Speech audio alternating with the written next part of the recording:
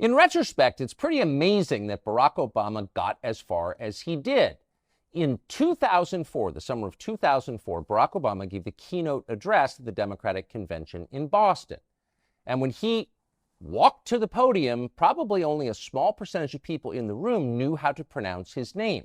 He was totally unheard of. No one knew Barack Obama. At the time, he was a state senator in Illinois. 4 years later, he once again spoke to the Democratic Convention, but this time as the nominee. Meteoric doesn't begin to describe it. How did this happen? Well, the outlines are fairly well known, though rarely talked about. A small group of Democratic donors, mostly in Chicago, decided that Barack Obama was their guy. He was the vessel for their ambitions. They paid for his campaign. They paved the way for his rise.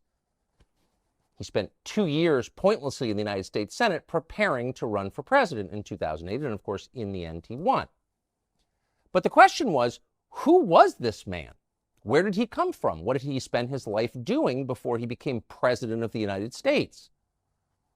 Well, the news media, whose job it is to answer those questions, spent the entire 2008 campaign trying to keep you from knowing the answers.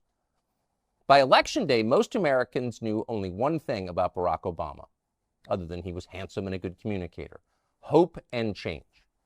But they knew nothing about him, his origins, what he believed, and legitimate questions about those facts were turned away, as they often are, with the claim, "That's a conspiracy theory. You're crazy. Shut up." One of the most interesting moments in the 2008 campaign occurred when a man, like Obama himself, came from out of nowhere to recount his experiences with Barack Obama, the man. His name was Larry Sinclair, and he told an amazing story. He said that in 1999, he had encountered Barack Obama in Illinois, had sex with Barack Obama, and then used cocaine with him. Sinclair went on to make these claims publicly at the National Press Club in Washington, to sign a sworn affidavit, and to take a lie detector test. But he was dismissed. In fact, he was attacked. Obama shills like Ben Smith of Politico batted the claims out without refuting them. They're absurd. And the rest of the media followed suit. But the claims weren't absurd. We're not claiming they're true, but they were certainly credible. This was a first-hand account of Barack Obama's behavior by someone who was willing to sign a sworn affidavit to that effect. So the question is, whatever happened to Larry Sinclair? What's his life been like since? That's an interesting story. It turns out Larry Sinclair is still alive. He lives in Mexico. But today, he's in our studio, and we're happy to have him. Larry Sinclair, thank you so much. Thank you for inviting me. Where did you meet Barack Obama?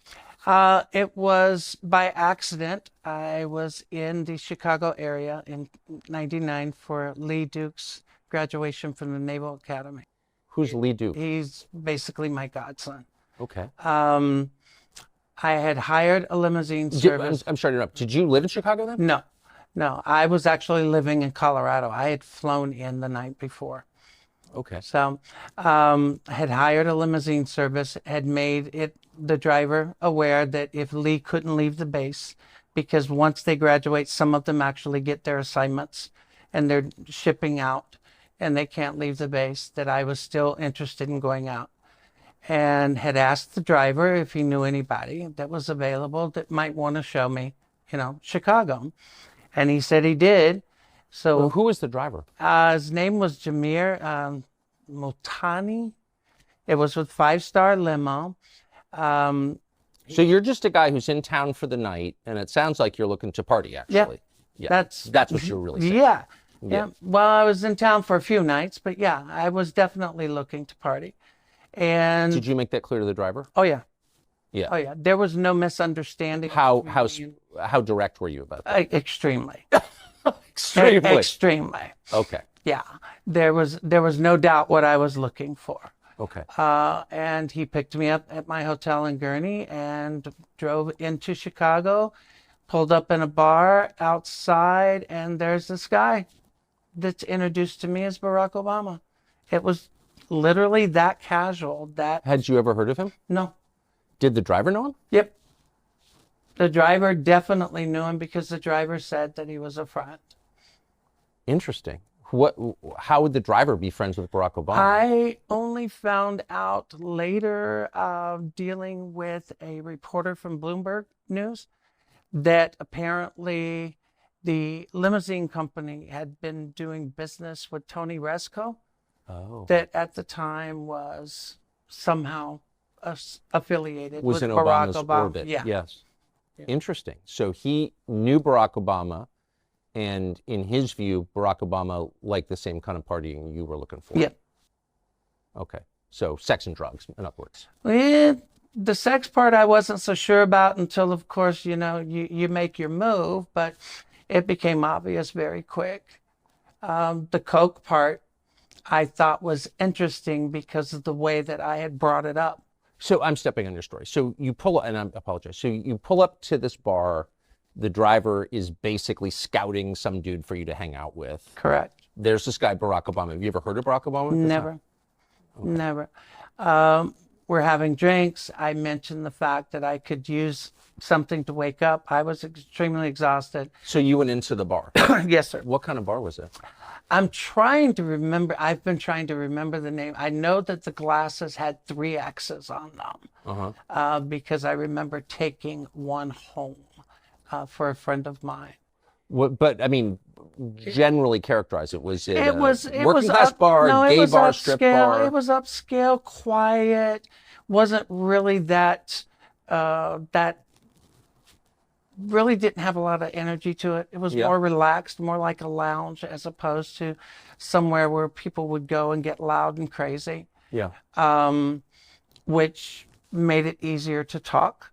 But like I said, when I brought up the fact that I could use something to wake up, he immediately knew what I was referring to, had made it clear that I was looking for coke, and I really was, and had made the suggestion that he knew where we could get it, and we left to go get it.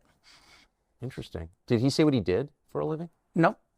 I had no idea that he was a representative in the Illinois House. I had no idea he was in politics. I just knew that he was supposedly married and at the time was going through some issues with the marriage. He said that? That was made clear. Yeah. Huh. Did he say what kind of issues? No. Do you remember? No.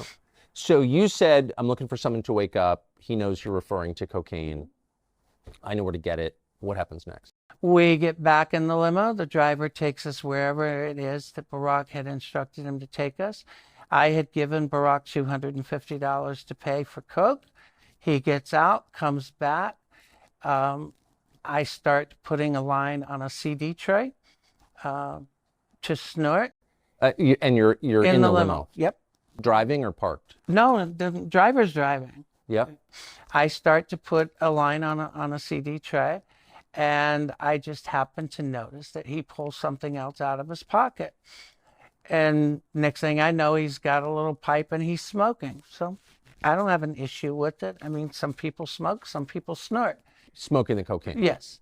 So as I'm doing a line, I just start, this is the part where you kind of make your move to see where things are going. So I just started rubbing my hand along his thigh to see where it was going, and it went the direction I had intended it to go. So the night became somewhat active sexually and drug-wise in the limo. So you hit on him. Did he seem shocked by that? Not at all.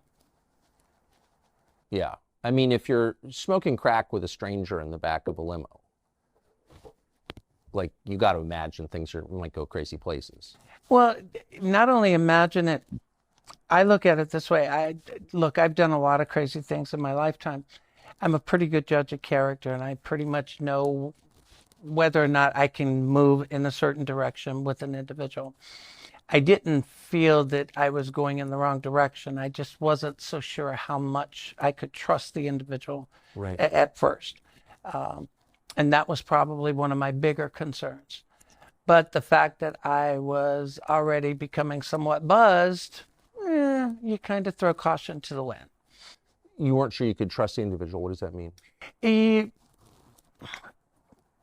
when you meet someone out of the blue and you go to a level that you're doing drugs with, or you're giving money to purchase drugs, or even for sexual activity, you have to be sure that you can trust them. And when I say trust, I mean that you're not going to end up being robbed, or that you're not going to end up having a knife stuck into you, Right. you know, from one direction or another, or that you're not going to pull up somewhere and all of a sudden the car door is going to open and you got 5 people pulling you out of it. Totally. That's what I mean when I say trust someone.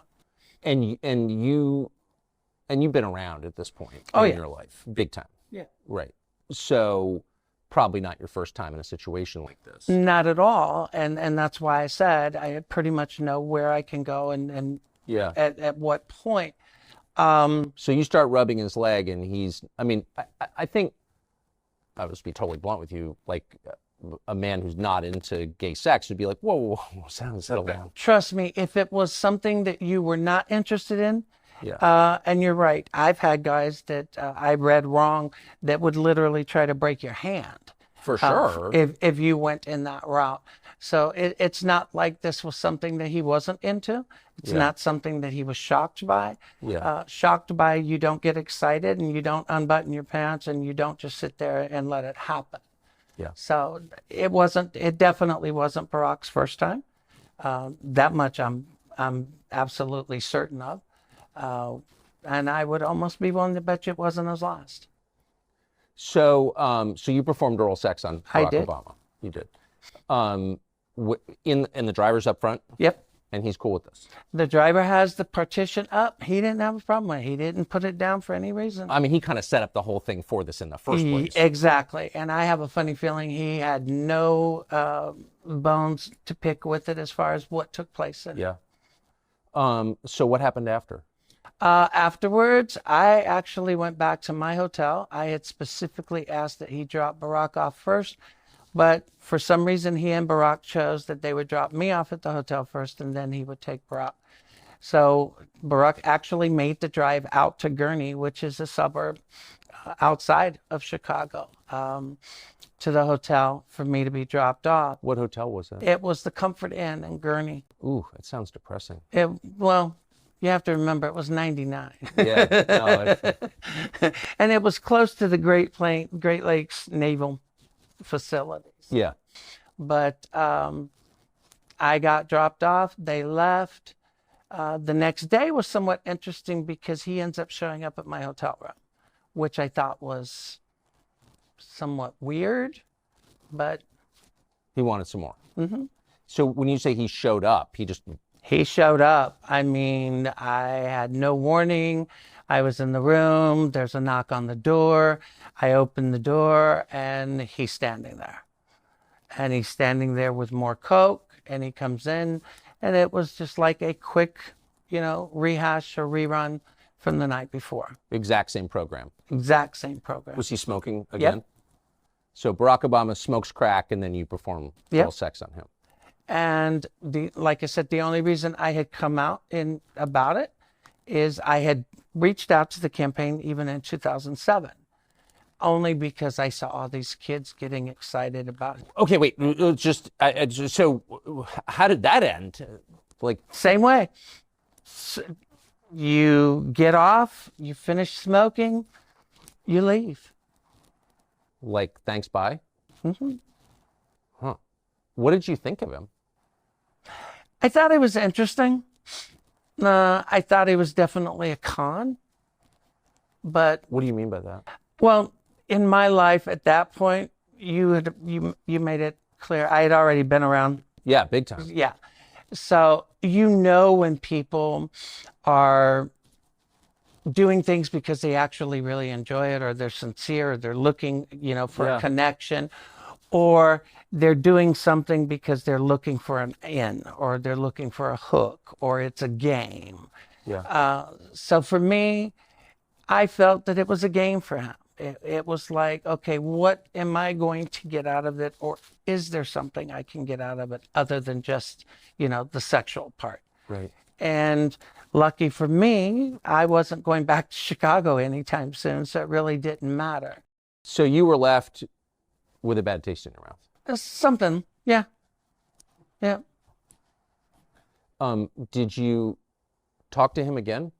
I did not. In fact, And did you have any idea, even though you had sex with him twice, you did cocaine with him, watched him smoke crack twice, you had no idea who he was? I had no idea who he was until I'm sitting in my house in Tequila, Nayarit, Mexico in 2004, and he walked on that stage In Boston? in the DNC convention, and I literally hit the floor. I just hit the floor and was... Wait, so you're watching the Democratic convention from Mexico? I was and the guy that smoked crack in your Comfort Inn with you? I was laughing so hard. And you were sure it was him? I was absolutely positive. How? I don't forget people I've met. I don't forget people I have spent time with. I just don't.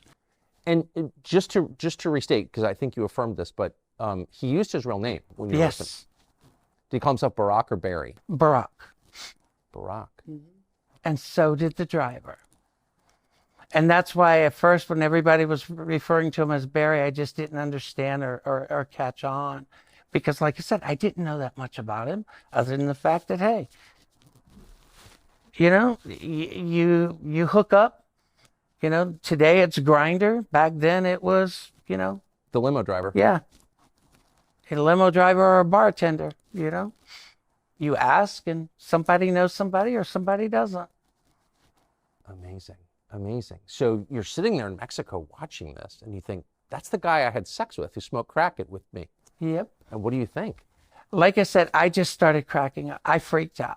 I had even pointed out to some friends of mine that were at the house that night. And I told them, I said, you're not going to believe this. I said, I blew this guy twice. You know, and they just start cracking up. But that's the thing about me. I've never been in the closet. I've never hid. I mean, I'm always very direct and blunt. Yeah. And, you know, and I'm just like, this is unreal, you know? And I had no idea that he was going to run, you know, in 2008. But I was back from Mexico. But it was a strange feeling sitting there watching him walk across that stage and realizing who he was. Huh. So what did you do? You said you reached out to the campaign? Well, I didn't do anything in 2004, but when he announced his run for 2008, I did reach out to the campaign in late 2007 because I had seen a lot of these college kids talking about how thrilled they were, how there was a candidate who was completely honest about his entire life, his drug use, you know, what he did as when he was in school, you know, the constant back and forth. 1 minute is, yes, I did cocaine when I was younger, or no, I never did cocaine, but I smoked weed. So I just simply pointed out that all I was asking was, look, why don't you just simply come out and say, I did coke and I've done it as recently as 1999. You know, just tell the truth. Put it out there and be honest and let it stay as the truth rather than this back and forth. Never did hear anything back from them immediately. Who did you reach out to? Do you remember? I reached out to actually David Axelrod's office in Chicago. I'm trying to remember the letters because it was actually 3 letters. And did you say, I had sex with Barack Obama? This is the interesting part. My first contact with the campaign never mentioned the sex whatsoever. That was actually brought to my attention by someone who eventually reached out to me in late 2007, claiming to be with the campaign, but wasn't with the campaign.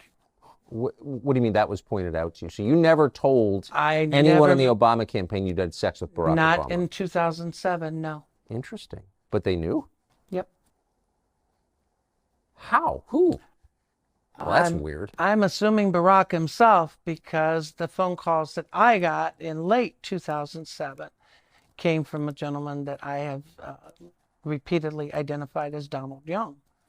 And it was Donald Young who had mentioned to me that the campaign was not going to acknowledge the sex and the drug interaction And I was somewhat taken back because, like I said, I had never mentioned the sex to the campaign at all at that point. I had in 2008, but I had not in 2000. Okay, that is amazing. And I want to get to who Donald Young was in just a minute, but I apologize for being a bad interviewer, but let me just ask the obvious question, which, what was Obama like on crack?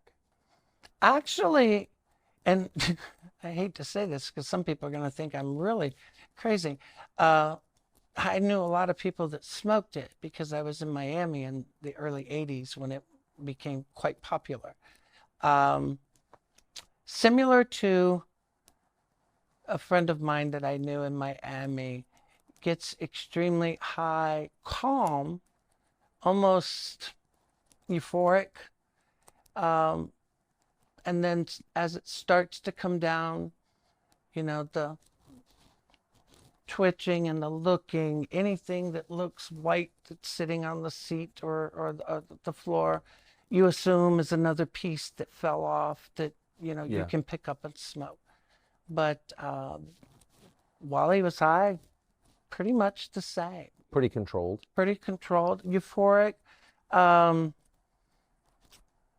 talkative, but not really saying anything. So it was like his presidency. A lot like it. Was it your impression, and of course you would, strictly speaking, no, but was it your impression that this was the first time he'd ever smoked crack? No. No. You don't, first of all, you don't buy crack, get in a limo, and have a pipe in your pocket if it's the first time you smoke crack. Yeah. You just don't. That makes sense. So I've read about your story to the extent it's been written about, not very much. But I'd never read that Donald Young, this man Donald Young, called you and told you that he knew you'd had sex with Barack Obama. That was the contact in late 2007 that I had that originally came under the guise that they were part of the Obama campaign. So who was Donald Young? Donald Young is a choir director and a school teacher. He was the choir director at Jeremiah Wright's church in Chicago, the same church that Barack Obama went to. He was also a very openly gay black man, but very well respected. Did you know him? I had never met him. I had not even realized that the person who was communicating with me had been killed until a good 2 months after. So I'm going to get to that. So Donald Young is the choir director at Jeremiah Wright's church. Yes. And is it publicly confirmed that he knew Barack Obama? Oh, yes. Yes. Donald Young's own mother has repeatedly said that she feels that her son died to protect Barack Obama. It's just interesting that Donald Young would have called you. He's not working directly for the campaign that we know of. Exactly. But somehow he has a copy of your letter. It sounds like maybe Donald Young was on cleanup duty. Somehow he has my phone number. Exactly. And that's exactly what it was. Because like I said, the first calls were, I was led to believe that he was with the campaign.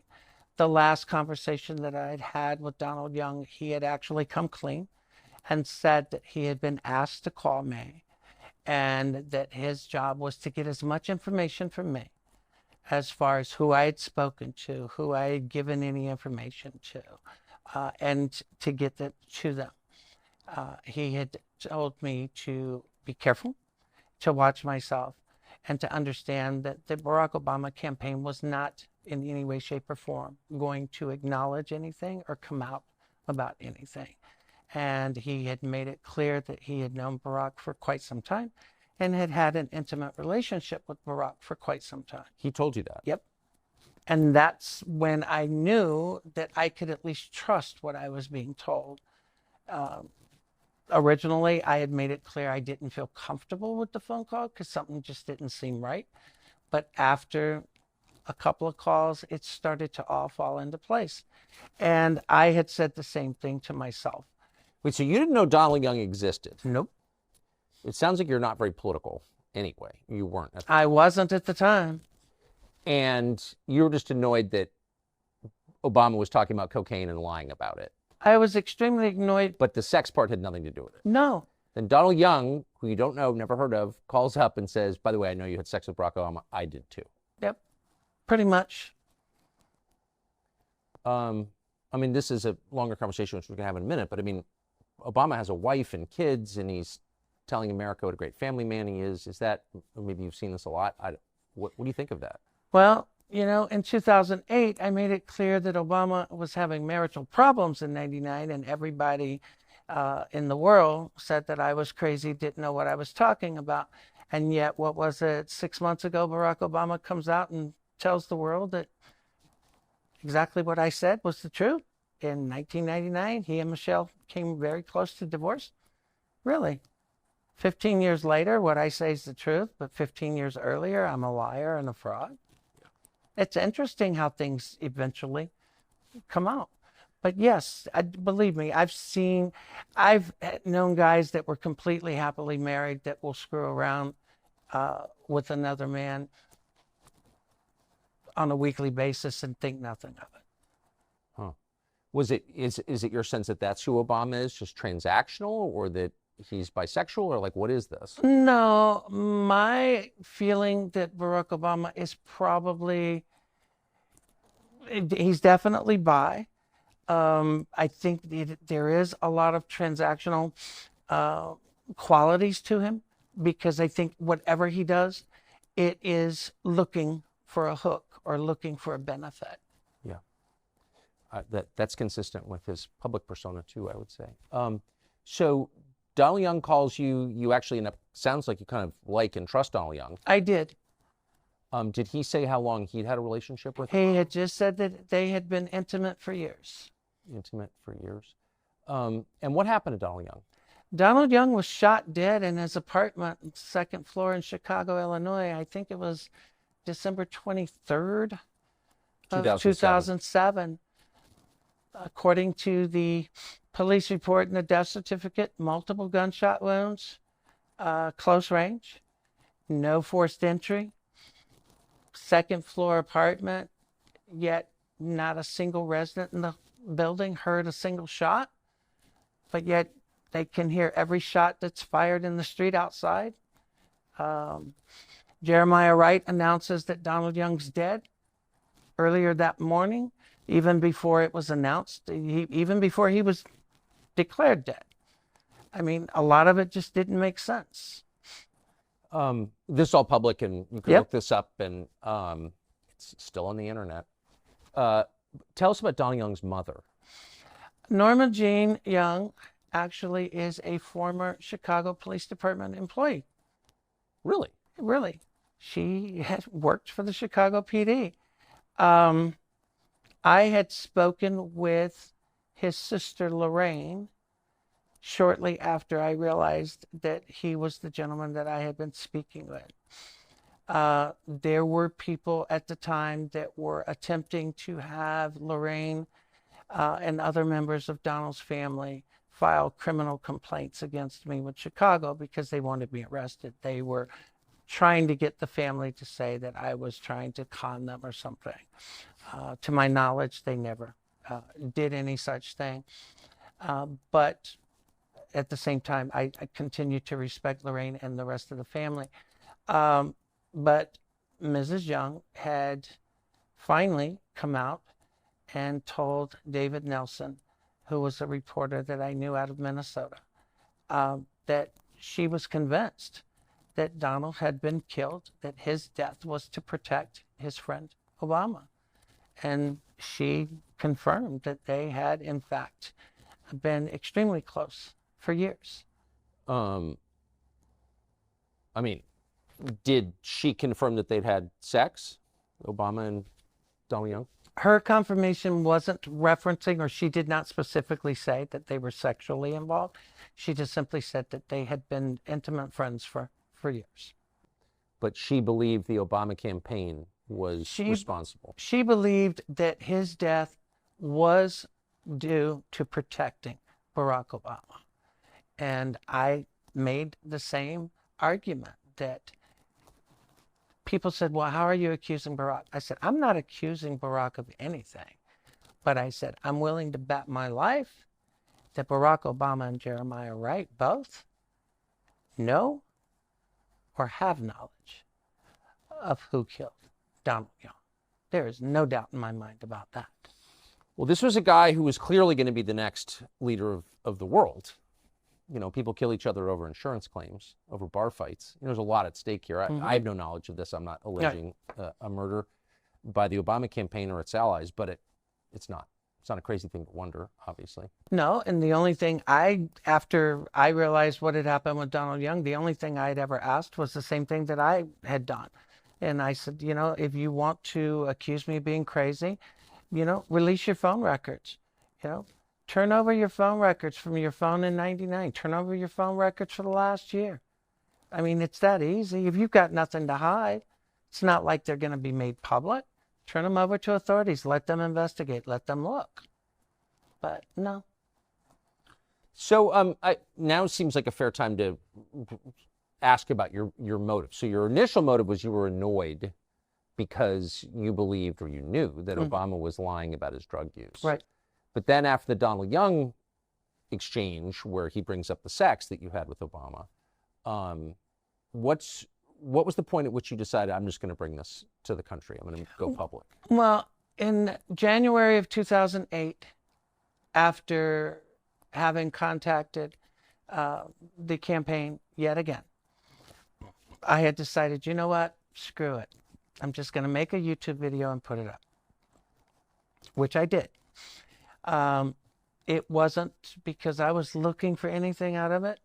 In fact, if I had even stopped long enough to anticipate the blowback and the consequences of speaking out, me being me, it probably would not have stopped me. It might have slowed me a little bit, but it would not have stopped me.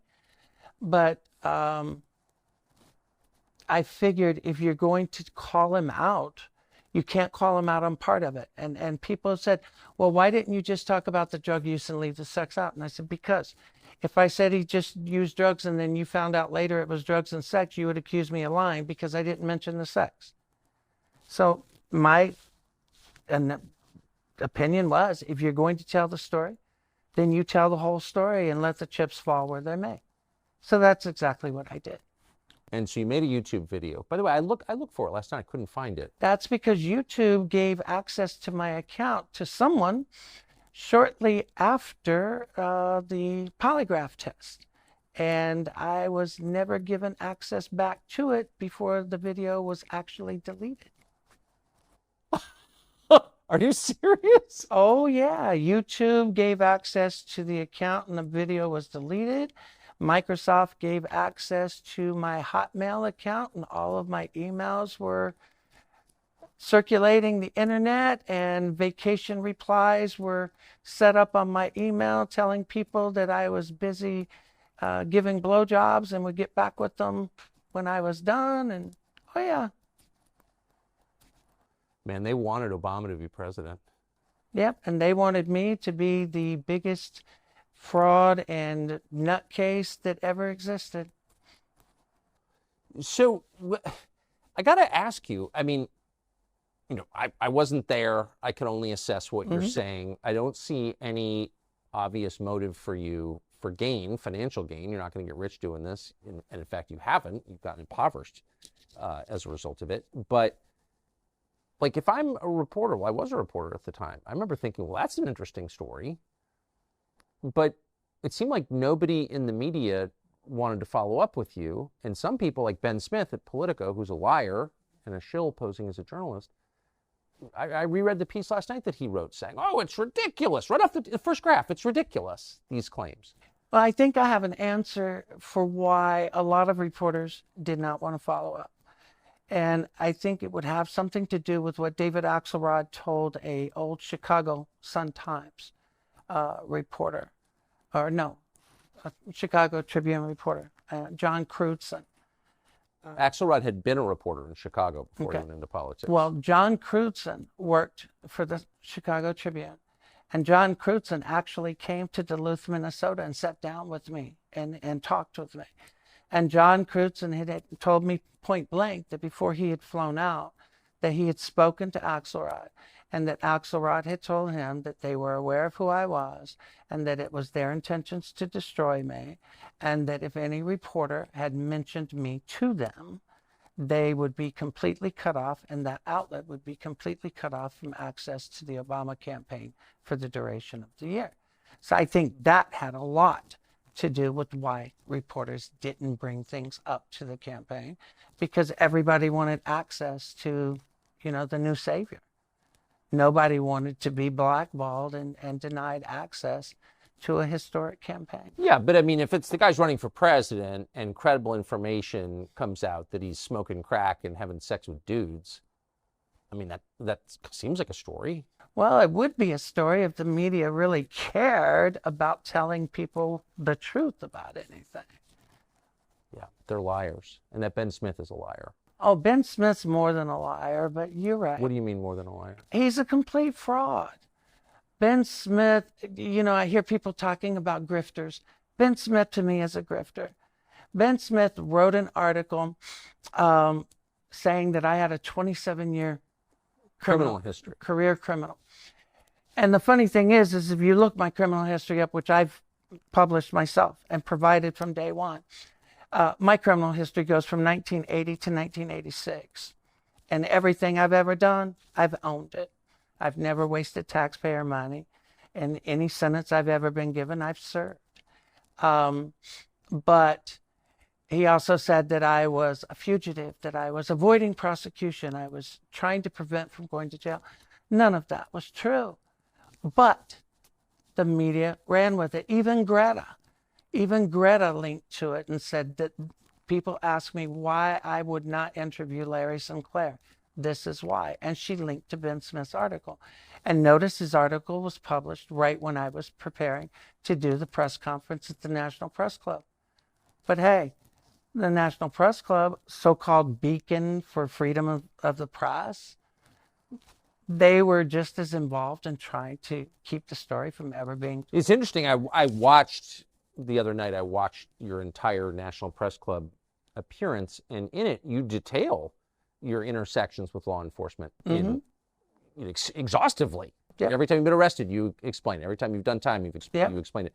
So you didn't, from what I could tell, hide your past. No. Why? You can't. I mean, I've never hidden my past in regular everyday life. Why would I hide it in something like this?